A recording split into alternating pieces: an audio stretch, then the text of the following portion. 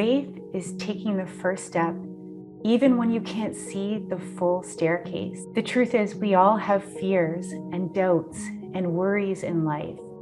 In fact, it's impossible not to have some fear in life, because fear is the feeling that we feel when we are on the leading edge of our growth. Whenever we leave our comfort zone, there's naturally going to be some fear there. Hi everyone, I'm Shauna. Welcome to my channel. In today's video, we're going to take a look at how to turn fear into a stepping stone and ways that you can starve your fear and feed your faith. What many people don't realize is that the source of our true power, the source of our strength, can never be removed by fear. That power within us, that love within us is always there. So we're the ones that are required to shift our perception so that we can continue to connect with the power that is within us, the love, the faith, the hope, the joy, the happiness, and the gratitude that is within us. And when we connect to that power within us, then we are able to put fear in its rightful place. So instead of allowing fear to drive our thoughts, to drive our feelings, to drive our behaviors, we put fear in the passenger seat and we drive forward. But fear is also like a weed, so we have to be careful. Otherwise, fear can choke out the life of a growing plant. The growing plant is what we would love in our life, what we would love to feel, what we would love to be, what we would love to give, or what we would love to create in the world. But like a weed system, fear never really goes away completely. So know that it's normal to encounter fear. When we're going through a time in our life where we don't have fear, it may be because we're in a comfort zone. We feel comfortable and we feel that safety and security. But as soon as we feel those inner signals of growth, which is natural, when we feel that growth energy coming forward, it's quite natural that alongside that feeling, you might feel some fear. Fear is at the border of our reality, but our dream is a life that's beyond that border. That growth is beyond the comfort zone. So as we encounter that border, and as we get closer to that border, we may feel feelings of fear, and that may come up in several different ways.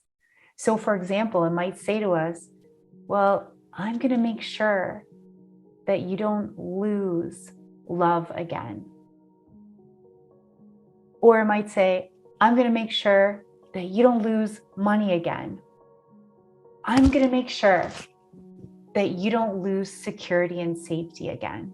I'm going to make sure that no one takes advantage of you ever again. When we hear the voice of fear, it's often in disguise, and it will appear to be protecting us. But this is where we have to be careful, because a lot of people take that fear as a sign to stop growing, as a sign to stop going for what they really want, as a sign to stop becoming who they know that they can become, who they know that they already are. Many people take fear as a sign that they should stop taking steps in their own growth. They listen to the fear's story or reasoning. They hear that story out and they say, oh, fear, you're here. Tell me more. Tell me more about how you're going to protect me. Tell me more about how you're going to make sure that that old story doesn't happen to me again. So they listen to fear's reasoning and they believe that they cannot have the life that they would love.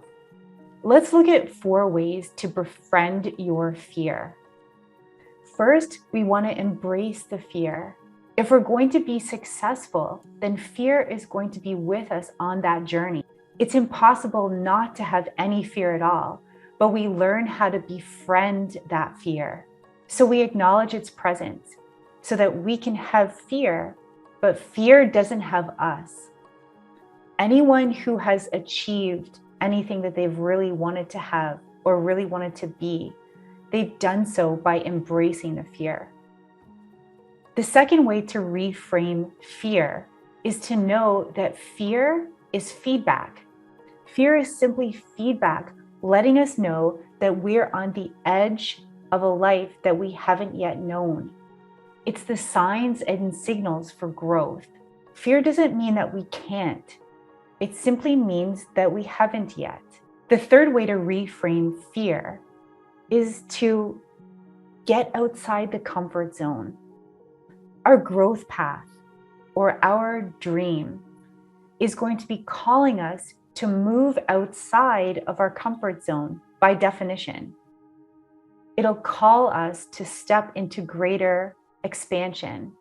It'll call us to step out of the current paradigm. The person that you want to be, the person that you want to discover, the greatness within you that you want to express more of, that is all within you. In order to tap into that and to become that, you may be facing some fears, and that's where the magic happens. And the final way that we can reframe fear is to know that greatness includes fear. If we decide to step into greatness, then fear is going to be a companion. And because of this, we must be willing to be uncomfortable for the purpose of growth. So remember, there's a difference between having fear and fear having us. We all have fear. And courage is moving forward with fear. Speaking of fear, I want to talk about this idea of a paradigm. A paradigm is a collection of habits. These habits are based on our beliefs about ourselves. The habits are based on our beliefs about the world. And these habits are generators. Habits come from beliefs. So thoughts and feelings, when we think about them again and again, they start to form into beliefs. And those beliefs, consciously or subconsciously, start to create habits. And those habits, those actions that we live in, are very, very powerful because they generate circumstances. They generate the environment. So our thoughts, our feelings, our habits, they're generators of our reality.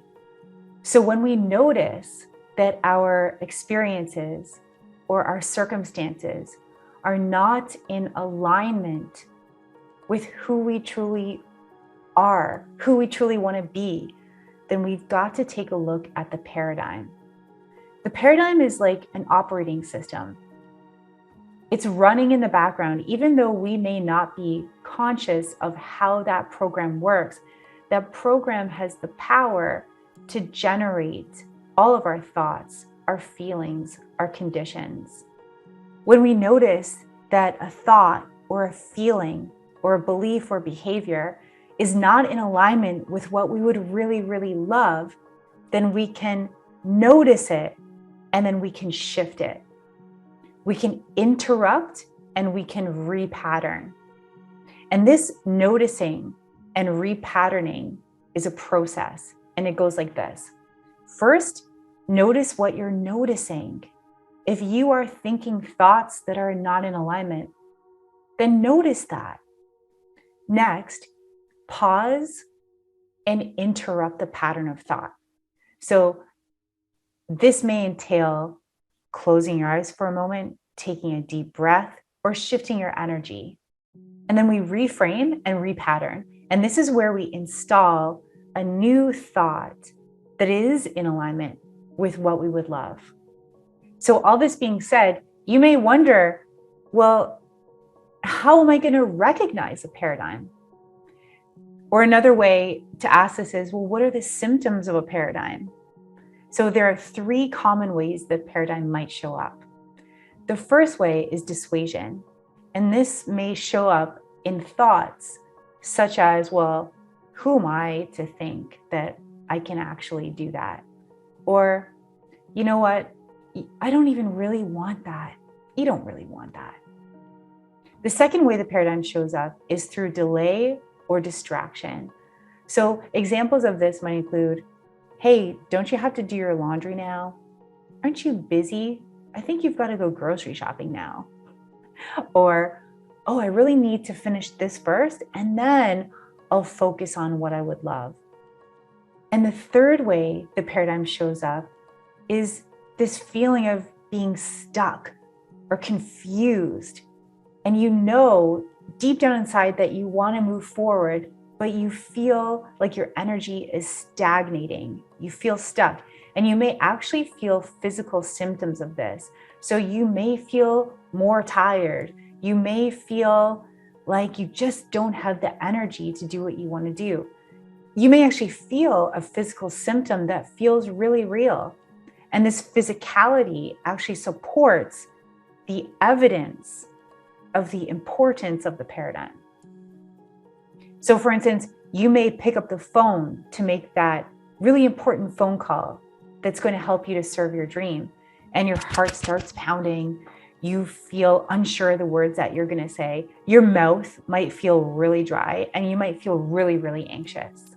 So as a reminder, when you recognize a paradigm, know that that is good news. The paradigm is coming up for repatterning in order for us to move to the next phase of our growth. Next, let's learn how to feed our faith and starve our fear. First, we feed our faith and we starve our fear through our attention. Our attention is this stream of life force that we get to direct. And wherever we direct it, it'll magnify. As the saying goes, where our attention goes, energy flows. Where you place your attention is where you're placing your intention. And know that we don't just feed our faith once or twice. It's not something that we do on New Year's Eve once a year. Feeding our faith is a way of being. It's a way of practice. So this way of being and this way of living can become a very powerful daily practice. So when our mind wants to pick up old thoughts that are fearful, then we can say to ourselves, I'm now going to turn my attention to an empowered thought. And then choose an empowered thought that is in harmony with who you truly are, with what you truly want. Here are some things that you can do to build your faith. The first is to put your focus back on your vision, whatever it may be. Maybe you want to be a more loving person. Maybe you want to be more fit and healthy. Maybe you want to have a career that you truly love. Whatever it is in life, if you start to notice that you are thinking contrary thoughts, then turn your attention, which is turning your intention, back to what you would really, really love. The second thing is to step into the feeling tone of what you would love. So in the first step, we're thinking about it. We're placing our thoughts there. In the second step, we're energizing those thoughts with a feeling tone. This changes our energetic signature. It changes our mood. It changes the atmosphere. It changes who we're being in that moment. The third thing that you can do is to visualize and see yourself as that person. See yourself as the person who's full of love. See yourself as a person going to that job that brings you so much joy. See yourself as that person who is active and fit and dynamic, full of energy. And the fourth thing is to notice what you're noticing and keep noticing what you're noticing. Focus on noticing your inner power. Notice the love within you. Notice the beauty within you. Notice the potential within you. And know that you are part of an ever expanding evolution. And know that there is greatness within you, and tap into that. We want to focus on the truth, not the facts. And this doesn't mean that we deny the facts. It doesn't mean that we deny reality. Yes, we can acknowledge reality, but we don't have to focus on it if it's not in alignment with what we would love. We can simply acknowledge it. And then by turning our deeper attention, which is our deeper intention, to the truth, then we can come from that energy. So some examples of facts are these. Well, I only have so much money in my bank account. I have this diagnosis. Depression runs in my family, or my relationship ended. The state of the economy is like this. I don't have a college education. I've never made more than $20,000 a year. Those are facts. But when we focus on the truth of the potential within us, the greatness within us, the energy is so different. So examples of the truth are, I live in an abundant world. I live in an abundant universe. The power within me is far greater than any circumstance or condition. There's an opportunity in every situation. Something positive can emerge from every situation. My history does not dictate my future. Statistics are group data. I am not a statistic. The abundant universe is my source. Well, my friends, I hope you enjoyed today's video about ways to starve your fear and feed your faith. And I encourage you to take inspired action steps in order to move in the direction of your own growth. So first, face your fears. As an example, you may be nervous maybe to try a new yoga class, but I encourage you to face that fear and try it out. And you will see that you will be able to cross this invisible barrier. And your power, your strength, your knowing of that power, your knowing of your own strength lies in taking that action. If you like this video, like, subscribe, and share. If you have any questions or comments, put them down in the comments below. And I recommend watching this video to give you some more tips. Thanks for watching, everyone.